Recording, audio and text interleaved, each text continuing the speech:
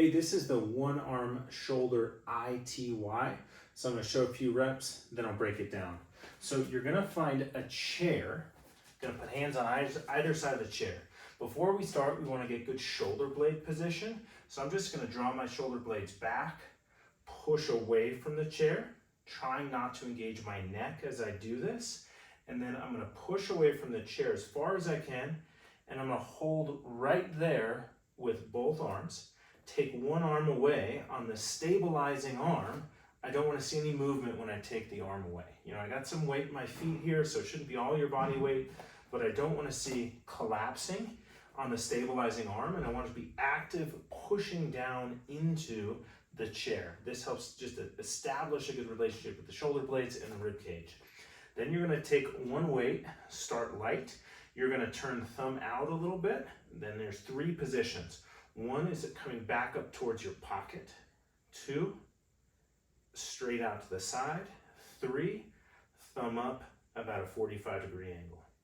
Out to the side, back, side, up, side, back.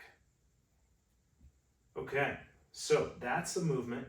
Here's what I'm looking for in these positions. So this is a powerful complex that can train a lot of muscles of the shoulder and the shoulder blade that can help in shoulder stability and rehab, as well as getting a good burn through all these muscles without a heavy weight. So first thing is this position here. A lot of times I see people start this drill and they're just collapsed and their shoulders are kind of in their neck. We don't want that. So we want some fluidity through the shoulder blades, and we want to be able to establish some control over the shoulder blades. And when gravity is pushing me down, I want to actually work against that. So I don't want to just squeeze my shoulders back together. I actually want to push away, push into the bench. So I'm pushing through my palms here, and I'm trying to do that without engaging my neck muscles. Should maybe feel a little work down there. That's called a serratus anterior. So the stabilizing arm has a role here. When I take one arm away, that shouldn't move. So I should be able to push away a little bit. Then these three positions. So first one is pulling back here. I want maximum distance between my shoulder and my ear. I don't want to do this. Maximum distance, going as far as you can without this shoulder coming forward.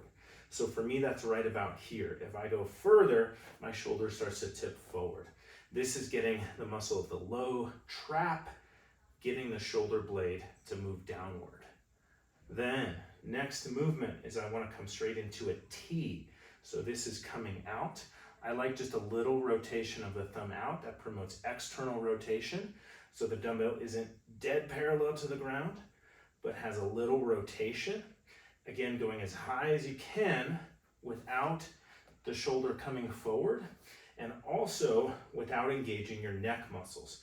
You should feel this right across your shoulder blades and mid-upper back, not in your neck.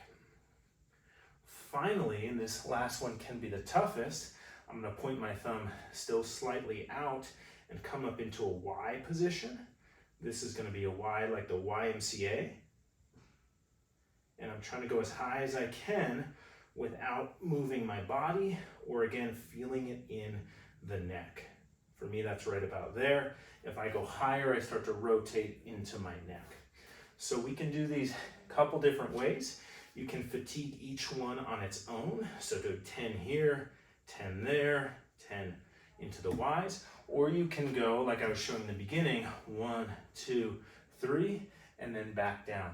Doesn't really matter, but we're looking for a lot of work all through the shoulder, not into the neck. I like this setup because a lot of setups for these exercises either require, some anchoring of the band, and then the bands have to work in specific ways, or laying down on something like a physical therapy table, which most people don't have. Most people have a chair, and then I was just doing these with 3 pounds, and after about 20 reps, I was feeling a burn. Most people have maybe a 3 to 5 pound weight laying around, can fill up a water bottle, something like that. So I like this setup more than some other ones because it's really accessible. For the low back position, we just want it to be relaxed, nice good base of the feet. I don't want to feel any pressure in my back. So I'll just go through it one more time. Push into the bench, stabilize on that one arm, come up into a Y, T, Y, I, T, Y. That's the drill. This is an oldie but a goodie.